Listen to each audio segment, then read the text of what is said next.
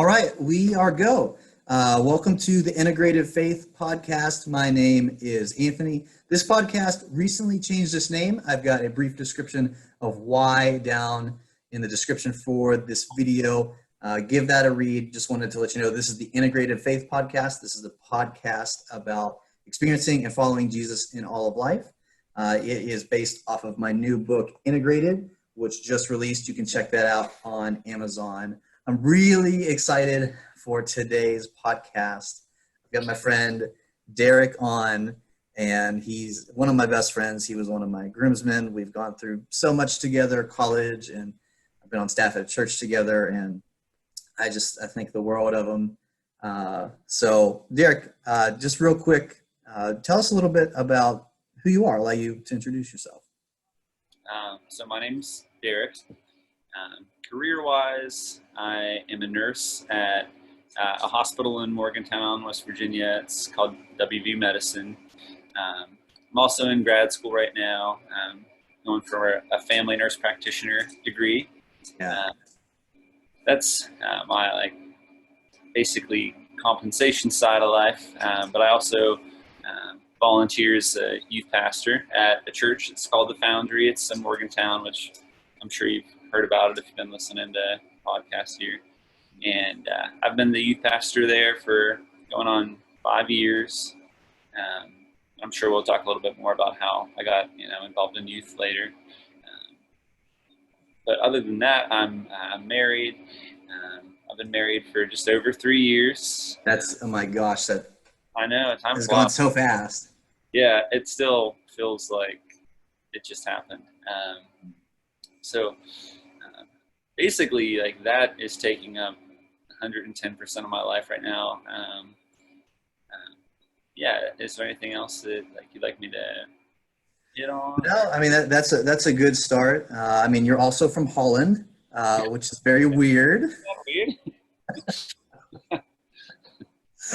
Dude, I don't think I told you, but so back when things were in serious quarantine, that was I don't even know why. It was just Lauren and I watched all of the Austin Powers movies, and because she had never seen them, I was just like, my gosh.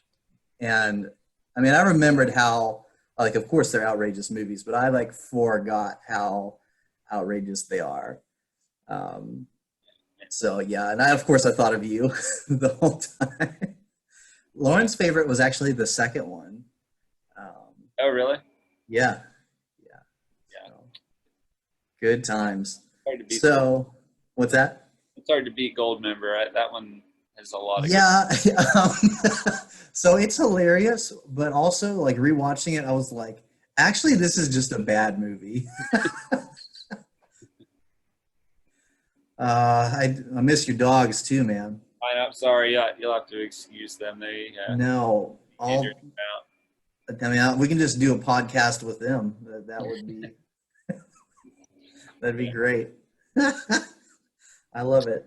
So, Derrick, yeah, let's get into it a little bit. For the sake of this podcast, tell us a little bit about really what's your story? I mean, so you're from Pennsylvania. You're not from Holland.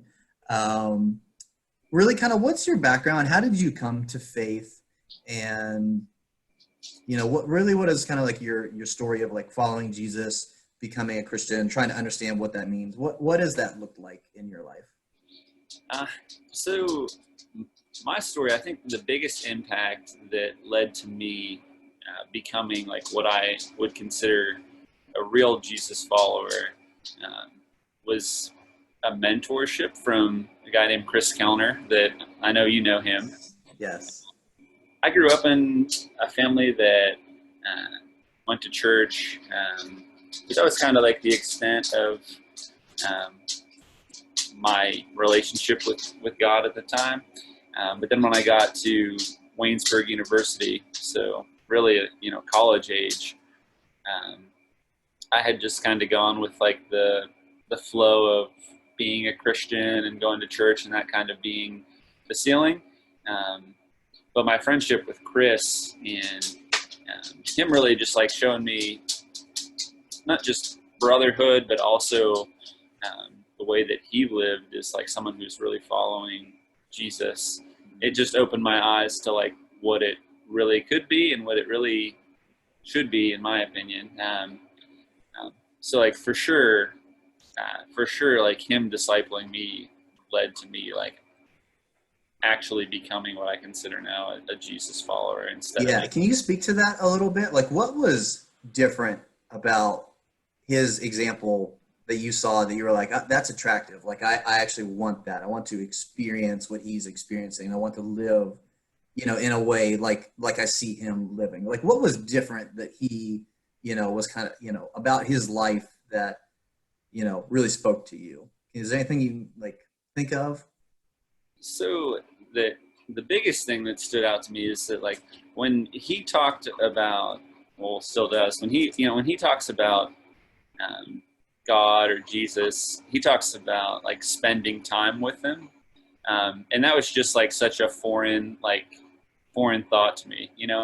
To me it was like God was this tool in my belt, or like a check mark on a list of things that like Yeah. could describe me as a person. But instead, like when I met him, we would be talking, and he would say he spent the morning with the Lord, and I remember like hearing that for the first time and just thinking, I don't know like that I do that. Like I know all the answers to like what a devotional life should be, or what following Jesus maybe like looks like in the Bible from having like a Bible knowledge, but I was really struggling to apply it and like seeing the fruit of applying it in your life. And Right. Right. it's kind of like when someone says they really love the Lord. I remember the first time I heard someone say that too, like that. Just from like hearing that for the first time to where I am now, like it just means so much more, like it. So I really think it comes down to like a devotional life and him discipling me and getting to see his devotional life like Yeah. firsthand. And that was a huge game changer for sure. That's awesome. Yeah, shout out to Chris. Yeah, he's awesome. We love Chris. We all work together. From even time we were RAs back in college. We've all been in each other's weddings, and yeah, Chris, if you are listening to this, we love you, and we're thankful for your influence on our life.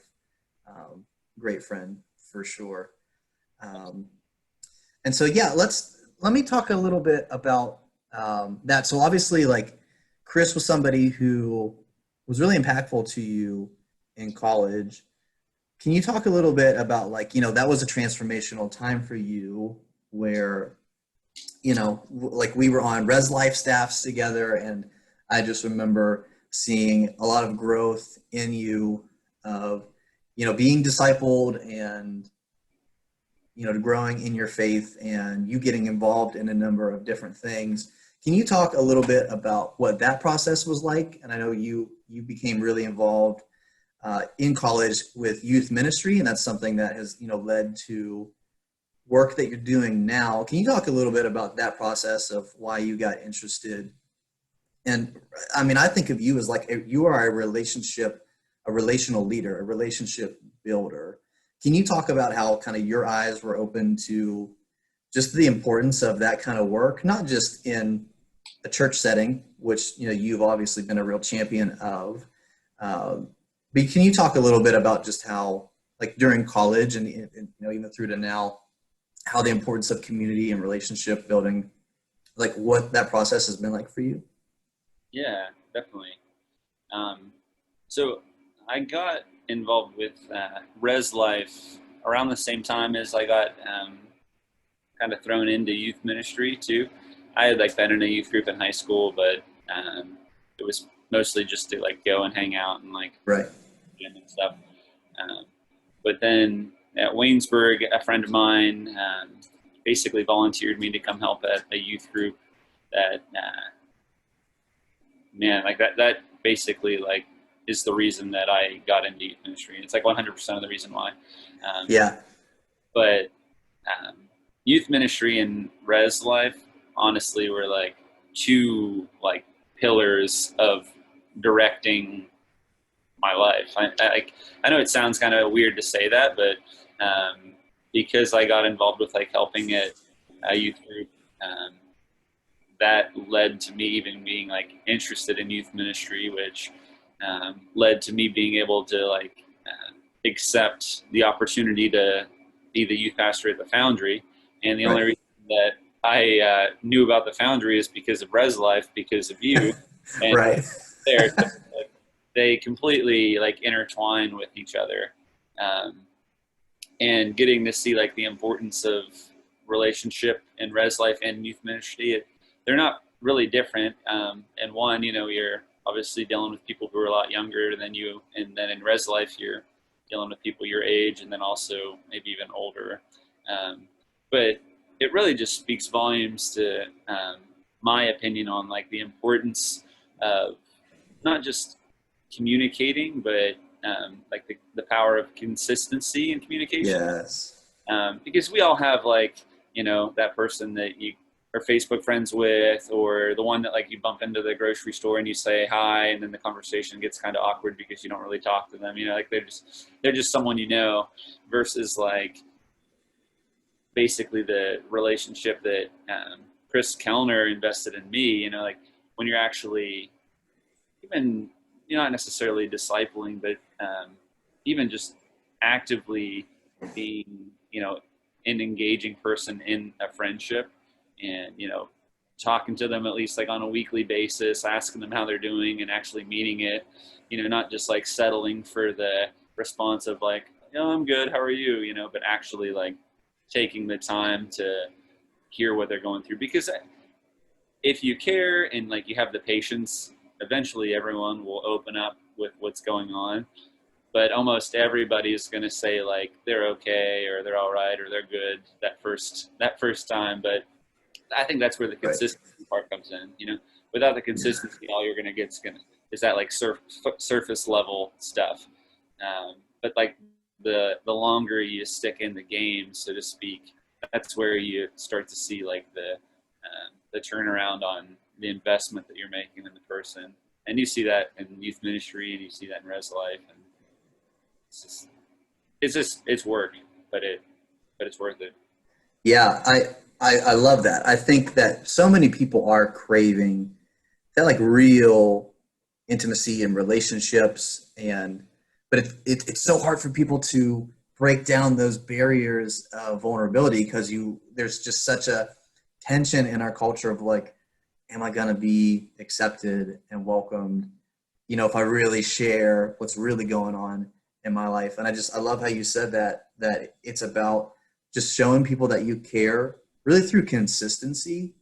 Man, I just think that's so transformational. And so the two things you talked about there, youth ministry, Res Life, I've seen in my own life how those are awesome examples of just ways that you can be consistent in people's lives.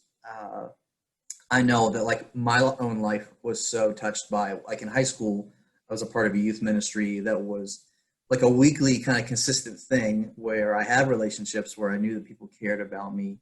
And that was like the only place in my life for different seasons where I felt that. And so that was really important for me. And then in college, similar to you, we both had a great relationship with Chris Kellner. Chris was really important to you for a season as your boss in Res Life. It's kind of how that relationship, kind of what was a catalyst for that. For me, my relationship with Luke Payson was really important. He was my RD for 2 years. I know we were on staff together, with Luke for a time too. Just his consistency in my life of, we can talk about anything, but I know that this guy cares and he can be non-judgmental in my life. And I know that he actually cares about what's going on in my life. That was super transformational for me, that consistency. And so then that transferred to when I have the opportunity to then what's been like given to me, compassion and care and consistency, then the opportunity to share that with others, man, that's when it like clicked for me of like, oh, this is incredible when you can share that with other people. And so I think about like, I'm sure how many students that you have worked with in youth ministry over the years, like it's probably hard to say like, oh, here's I know what happened in their life, but it's invaluable what you have given to other people. And I think about, college students that we were peers with, college students that we, you know, have worked with over the years, or it's been at the foundry, or that sort of thing. Like it's only eternity are we gonna know the impact of Yeah. just the consistency and the care that you give to people. Man, I think about that Res Life All Stars team that we were a part of. Me, you, and Sned, and Warner, and Blair. Man, the love and care that we gave to each other, that alone, I would just know for me was so worth it and so rich. But I know all of us, we gave it to other people, to other, our peers, and yeah, I mean seems so long ago. I mean, we're talking like what, 2012. That seems like a lifetime ago. Uh, Yeah, and you know what's interesting? I was just thinking about this while you were talking, and we don't have to dive into this idea, but it's like um, it's really the same like ingredients, so to speak, that lead to the result that people want, and like we as Jesus followers, like we're just trying to give people, something they're already seeking, but they might be finding in the wrong place. It's like, for example, like a bar, you know what I mean? Like most people go to places like that because they're seeking, like social acceptance. You know what I mean? Like they're seeking yeah, that, that that community. And the cool thing that we already have as people who know Jesus is it's like there's a community there that is better than anything we've ever found in our lives, right? I mean, that's why we're sold out the way that we are. But it's just a matter of like showing people that maybe what the good they found is like it can just be so much. It can be so much better. So that really stands out to me, and like that's something that like I've seen a lot in youth ministry, and I got to see in Res Life too, um, just by seeing like the friendship groups that existed in like our dorm hall. Like you'd have folks who were always trying to break the rules or like get around things, but they were really good friends because they accepted each other. They were willing to like share what they were going through with each other, and they did life together. But there's just like this stigma sometimes with people who are Jesus followers that like, oh, if I tell them this thing that I did or this thought that I had or this thing from my past, then like I'm not gonna be accepted. I'm not good enough to do it, and it's just a total lie. But it's like we're just trying to really give them the same thing that they might already be finding in another place. But I don't know. It's a really interesting idea, when you think of it like that.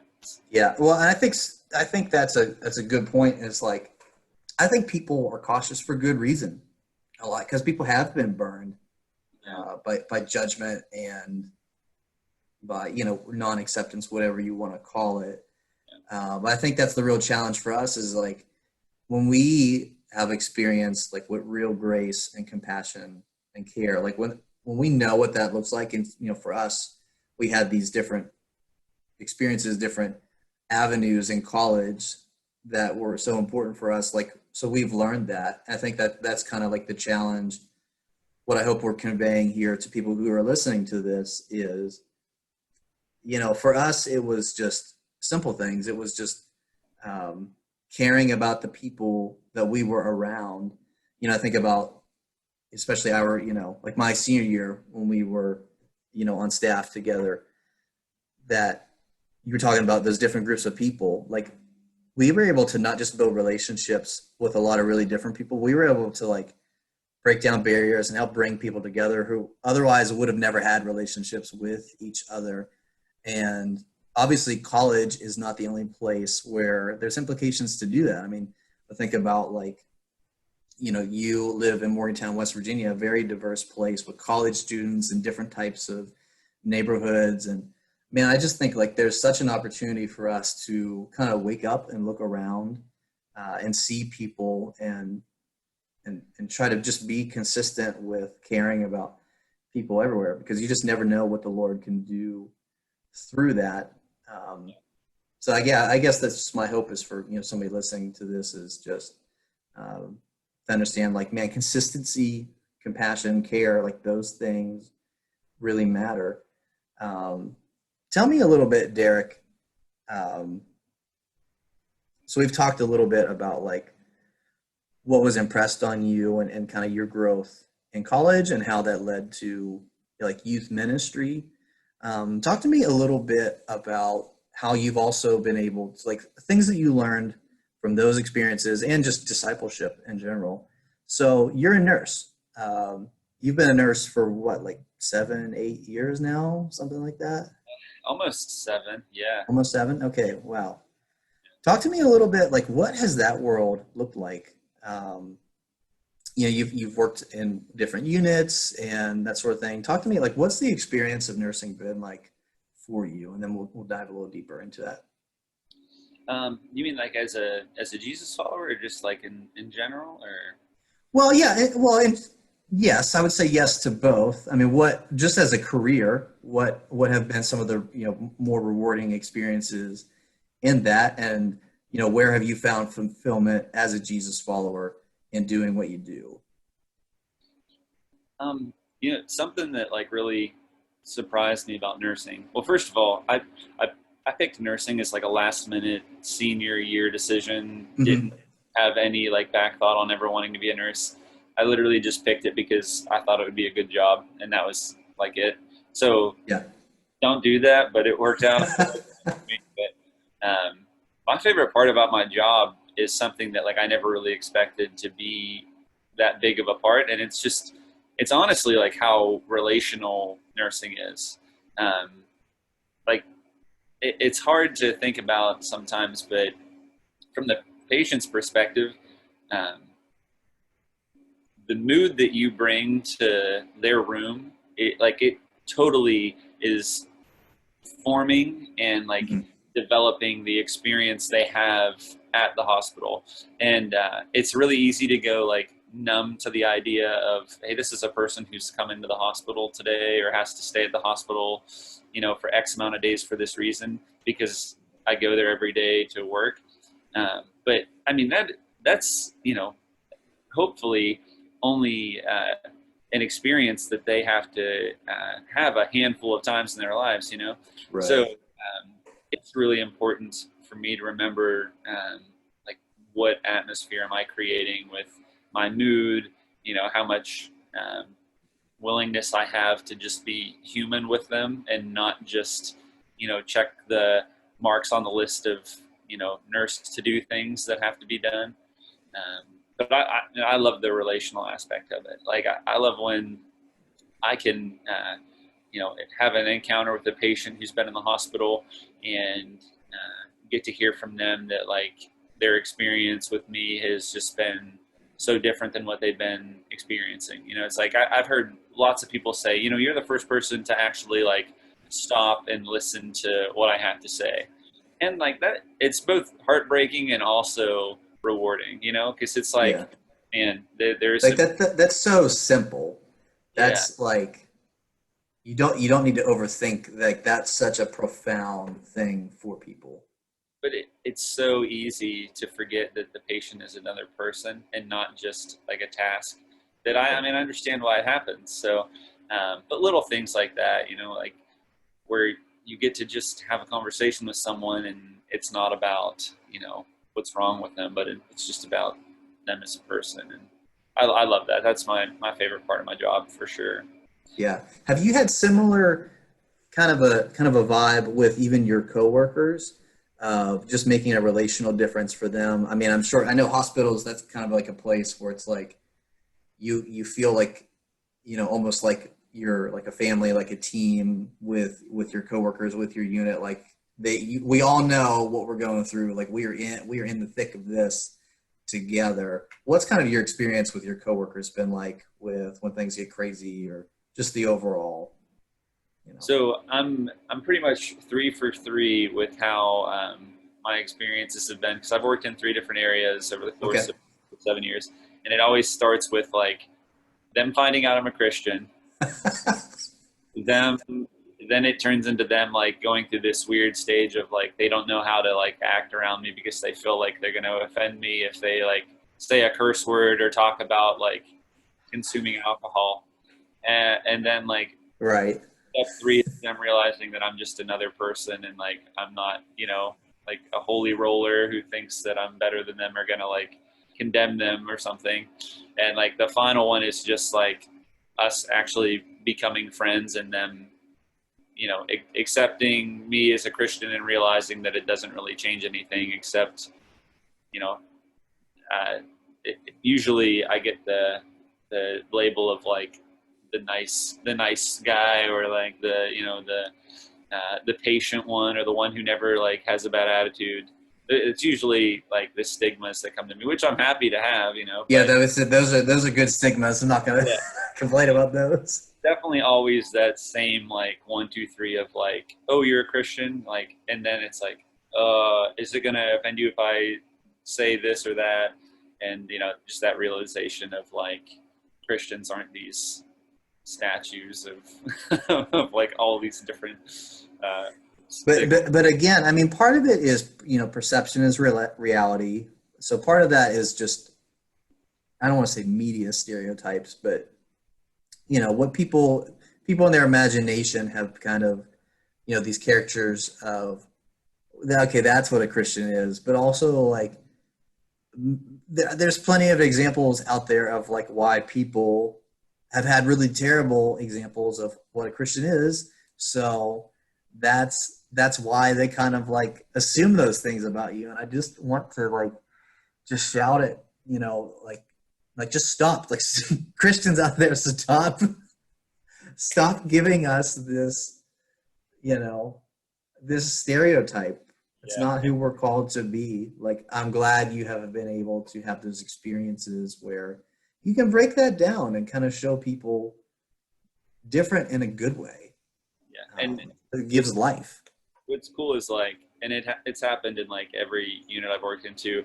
Um, Anytime that like someone basically gets a prolonged time of it being like just me and them around and like not really anyone else, they always like want to hit me with some question about Uh, like Jesus or like my opinion on things.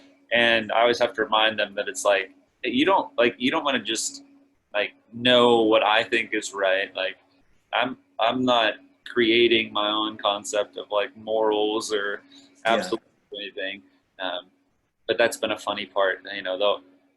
They'll ask the most random questions sometimes, and it's cool because it opens up like a new almost like a new floor of our friendship, um, because they might not previously have been like as open to like admit that they think about the idea of Jesus or Christianity, because they won't be big to say in front of other people.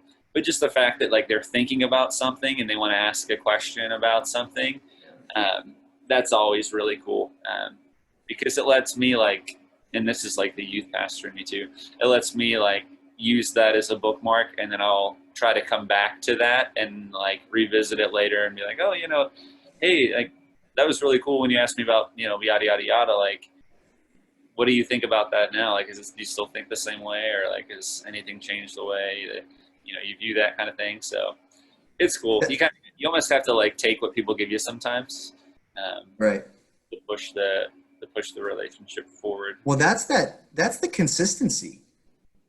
When people tell you something, it's not just, okay, well, I'm just making small talk, throwaway conversation with people, but you're showing people like, hey, I cared enough about like what you shared with me. This might have been minor, but like I cared to at least remember what you said. Like if your thoughts, your words matter. So that just like that care and that remembrance, that's consistency for people. Like where else do people get that?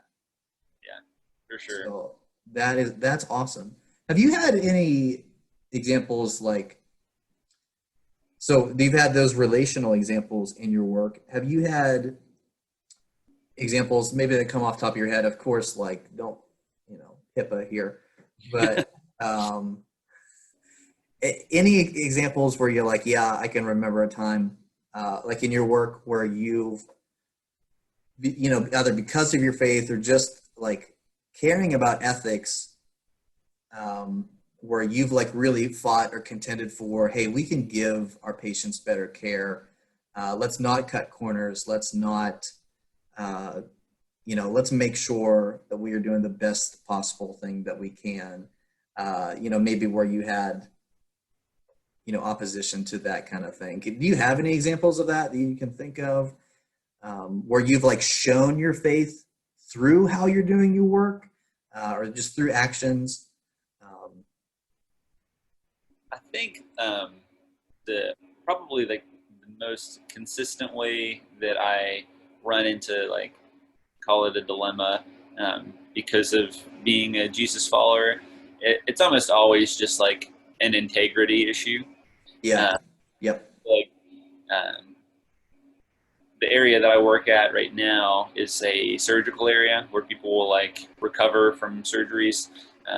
So a part of like getting them out of our unit and either home or like back to their room, they just have like certain check marks they have to hit. And um, I sometimes like I'll get poked fun at because they'll say that like I take a long time to get rid of my patients, and that's only because I'm not going to send my patient away if their pain isn't controlled, or if they're not awake enough, or just because it's been 30 minutes and the rule says after 30 minutes they can go doesn't mean like they should go. It's usually a matter of those kind of things. Yeah. But even just like, any little rule, like I'll always do my best to try to follow it, even if like no one else is. Like a funny one is, we were all going to lunch one time and they were all going through like an exit only door because now that COVID's happened, how they've designated like every door is only an in or an out. Mm-hmm. Well, everyone and their brother was going through this exit only, and like I didn't do it. So they all, like made fun of me basically. But it's like, I like to think of it as like, okay, you can break the rule, or you can do this one thing, but what if everyone did it? You know what I mean? Like, okay, you dropped something on the floor and you don't want to pick it up, but what if everyone who dropped something on the floor didn't pick it up? You know what I mean? Yeah. Like, if everyone did the thing that you're doing or saying is okay, then there's a reason that rule exists. Like there's a Right. reason. So Well, cultures fall apart. If you're talking about like, a team is organized around a mission and a cause. When you're trying to pursue excellence and you're trying to pursue like doing the best possible thing you can to, fight for your cause, that kind of thing, apathy and indifference and ultimately failure, I think it starts with just the little things of like, well, it's whatever. It's not my problem. This is not a big deal. If everyone like that, if that attitude just infects more and more, then eventually you're going to fail. yeah, it's like, where does it end? Like where does it? Yes. For sure. Yeah, it snowballs for sure. Dude, that was an awesome answer. Thank you for that, for Oh sure. yeah, no problem. Derrick, so that brings us a little bit to kind of where you're at now. Can you speak to a little bit with all the different things in your life, youth ministry and nursing, and you're in graduate school to be a nurse practitioner, you're married. Can you talk about just the different, your community, the different pieces in your life? Where do you feel like God is kind of calling you, and in regards to the present and the future? Like, how do you see yourself continuing to integrate your faith in your life? And maybe what dreams is God giving you? Where's your heart for the things you're doing? Speak to that a little bit, just this idea of integrating everything together as you keep following Jesus. Yeah, that is honestly like a question that I've thought about since I was in high school in regards to like how how do we integrate, to use your words, Yeah. the fact that like we're here on earth, right, for like multiple reasons. There's all kinds of things that like Jesus calls us to do. But at the same time, like there are also all these like things that you kind of have to do, or at least culture says you should do to be what's viewed as like a successful or even like functional surviving person. Yeah. Um, obviously like there's some variables like college or trade school or work, like you can go any direction and still be okay, or even like where I'm at now, like deciding to go back to grad school or volunteering at the Foundry to be the youth pastor, um, versus like how much of myself I choose to disclose at work in regards to like me being a Jesus follower. Like there's all these different, venues of me living my day to day and where I'm spending my time, and basically the influence that I'm having with what I say and what I do. But it's still something that I think about almost every like week. I'll say I'll have like Yeah. come to this moment where it's like, I'm working 40 hours a week at the hospital, and I'm doing that to pay for rent and vehicle and bills, and like I'm in grad school to basically get a different job eventually, and and I'm helping at the church to try and keep the youth group basically going at this point, because COVID has been so crazy that it's like a Yeah. mix of like parents being okay with kids going versus like all of a sudden all the clubs are back and now kids are back in clubs and things. So it's like where I missed that. I must have missed that moment of it being okay to be in groups, because it went from not being okay to like, well, now they're all busy in sports again. It's like, Mhm. yeah, but it's like it's such a great question, and it's like, It's a lifelong question, if we're honest. in like if you turn like I'm a big like Bible person. I like if someone asks me a question, then I want to be able to find the answer in the Bible before I feel confident to share that as like what I view as the right answer. And no one ever talks much about like the disciples or Jesus's basically like sunrise to sunset time. Like we don't know what time of day it was necessarily when a lot of things were happening, and obviously we know that like Paul was a tent maker and Jesus was most likely a carpenter, because the customs are to do what your father did. Yeah. But like there's never any like black and white, hey, like this much of your schedule should be work and this much should be like discipling, and this. I'm at the point right now where like I currently believe that like every moment of my day to day can either be used to push people more towards like considering a relationship with Jesus, Yes. like improving their relationship with Jesus, or each moment can have like the opposite effect. And I try to not have as many of those opposite effects as I do the positives, and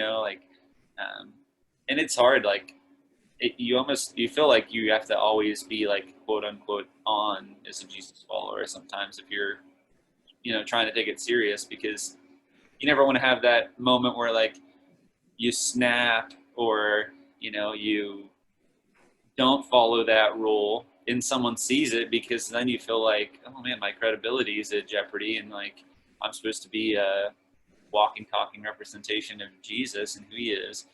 So at the end of the day, it's like I don't really think, well, how do I want to say this? I don't know. I don't think there's sufficient evidence per se to say that like God cares that I'm a nurse versus whether I would have been like an engineer or a plumber or a mailman. You know what I mean? I don't think if I would have chose a different degree, then God would have been like upset, or that like Yeah. Yeah. clearly the course of my life would have been that different, because I, I think that like, I think it's more about what we do with the direction our life goes than Yeah. the decisions we make and guiding it, Yeah. Dude, I think that's but I don't. It's really not. No, I think that's rich. I think that's really a great answer. Um, yeah, man, there were several things in there that's really great. I mean, definitely, I was just thinking about like what you do, just again on a relational level. You're talking about like every moment there's an opportunity to kind of help push people towards Jesus or point towards Him. Yeah. Whether it's through how you're doing stuff, what you're doing, of course, conversations. Man, I mean, just at the hospital and the church and things like you work with, I don't even know how you could put a number on it, but thousands of people a year. Like the impact that you can make just with that alone. Yeah, I just think that's true. And that, again, is regardless of what you do, I think that's true. Again, if you were an electrician or a plumber or an engineer, um, I think it's so important that, yeah, what I was thinking about, like there is this kind of sense of like every moment presents an opportunity, and like it can feel in a sense like, oh, I've got to be on, like you said, every moment. But I think like when you are walking in step with the Lord and you're taking care of like, when you're spending time with the Lord, to borrow, like kind of Chris's language, that I think like the fruit of the Spirit just develops in your life, and pointing towards Him just becomes natural. Like that's not it. It doesn't feel like work over time when you're, healthy and in step with God. Yeah, that's Yeah. what I mean by Yeah. health. Or like people are amazed by like the patience that I can have in a situation, and to me, it's like I'm not doing anything. I'm just, but to them, it's really hard to not like blow their top off with like anger or frustration. And I think it's exactly what you just said. I think it's this. I mean, fruits of the Spirit, they're there. You know what I mean? Like love, peace, patience, joy. All that stuff. So I totally agree with you. I And think it comes back to like inner security. Like you've got you know who you are. You know that your value and your worth and your security ultimately is in the Lord. And so like things like work, projects or cases, like those things are not like your success is not it has nothing to do with your own personal security or value or worth or anything like that. You are concerned with, are we doing the right thing for our patients? Whereas other people, they're like, like I've got to climb the ladder, I've got to make something of myself. It's like that's a path to disappointment and depression and ruin. Like if I'm being honest, like the Lord's the only thing that's going to fill that. yeah, and I think that like ties back nicely to like what we were saying earlier with like the fact that I think everyone's searching generally for the same thing. They're just looking for it in different places. It's like everyone, someone might be really sold out on the idea that like money's going to make them happy or that house will make them happy. But like at And the we end of, can't judge people for that. Like we've all been there. yeah, for sure. And like I said, like the only difference between, people who've experienced like the grace and acceptance and love of Jesus is that we already have that satisfaction. Whereas like, I think a lot of people are just looking to be satisfied in different ways. And unfortunately, like I just, it might bring a satisfaction, but I think it's just temporary. Like you said, it's like, it's just something. Yeah. There's so many different directions you can go from that too, right? Like, like talking about gratitude and comparing but yeah, we don't have to Right. go up. That's the problem when you and I talking. I feel like we could just sit down and talk about Bible stuff or like sermon ideas for. Yes.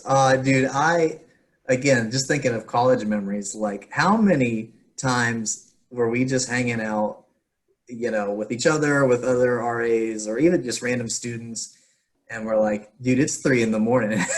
How did we get here? All the time. All the All the time. So great. Derrick, this is awesome. With all of my guests so far and with, so many that have come, I really feel like, man, these conversations are really rich, and I feel like we could absolutely have you back and do, a dozen more conversations about these, because I just feel like there's so much, again, that we could continue talking about. I think this is a great kind of stopping point for this first episode of having you on. Man, really awesome conversation about just discipleship and relationships and pointing people to Jesus in all that you do.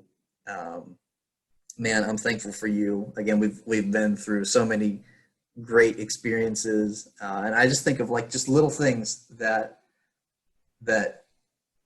helped shape our stories and brought us together. I think about like we were swimming in the pool at my mom's house, and I was just like, dude, there's this church plant I'm a part of, and we've got a youth opportunity. Like just that little thing, like, oh really? That just made such Do you a remember difference. we were talking about that question that you just asked me, and I'm not lying. Literally that question of like, how do you integrate faith into your life? Because we were in your pool, and I was telling you like, I graduated. I'm not doing youth group right now, and I just feel like all I'm doing are these like worldly things, and I don't know like what the significance of any of it is in relation to like my purpose in Christ. And it's funny, it's like full circle. It's like here we are talking about it again, like gosh, 6 years later. But it's still relevant, and like Yes, it's always changing. we're still figuring it out. Yeah, Yeah. that's so uh, funny. I totally didn't even think of that until you just brought that up. yeah. No, that's, oh wow, yeah. That feels like so long ago. That's incredible. Um, yeah, again, I'm thankful for you. Thankful for all the work that we were able to do at the Foundry together. Man, I miss you guys and that community, and I feel for y'all in this COVID season. But yeah, I'm definitely hoping to. We're going to be home at Christmas, and somehow would maybe like to see some people. Yeah, But yeah, thankful for that. Miss you guys, man. Just reminiscing about our college stories is incredible. I mean, there's lots of really great stories of rich relationships we were able to build and fun we were able to have, and then there's also really stories that probably shouldn't be shared on in on the public airwaves. Launching water balloons uh, and fruit, and running around in ghillie suits and things that I probably should have been fired from Blue for. All sorts of great memories, shenanigans of the highest order. I'm not going to incriminate myself here, Anthony. And there's so many, classmates and, peers that we had from college, and even I think about being down in Morgantown, old Chi Alpha students and things that, it's just like so many people that I just see on social media anymore. And hey, if you fit any of that description, and you happen to be watching this, listening to this, we miss you for sure. I mean, this is just, it's really, really special to think back of, we've been through some really cool stuff together. We've met some really cool people along the way. It's been great. So yeah, with that all said, Derrick, anything that you would share that I know you're like a huge Avett Brothers fan.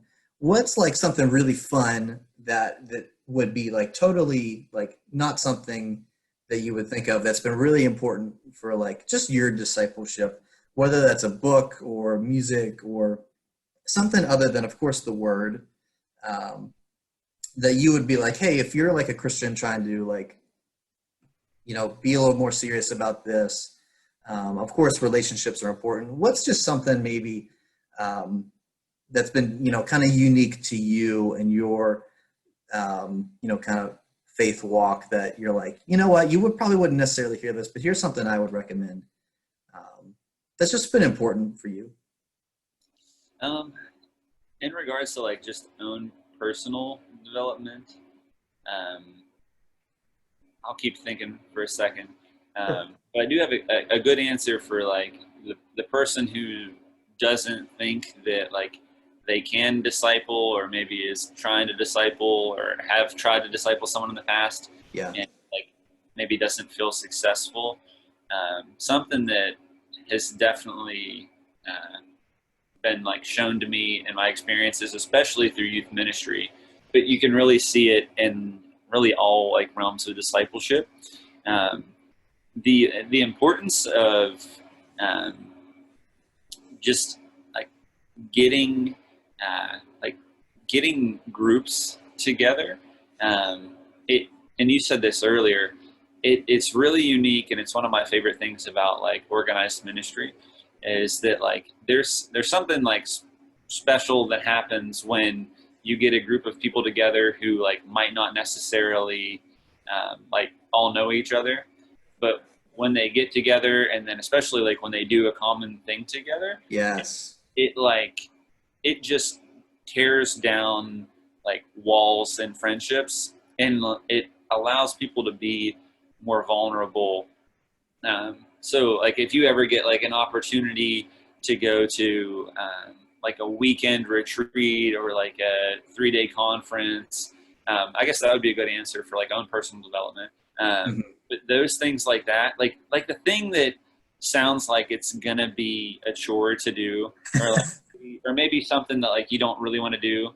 Like if if your church is doing like a men's weekend and you're like, oh man, that sounds lame. Lame. Yeah.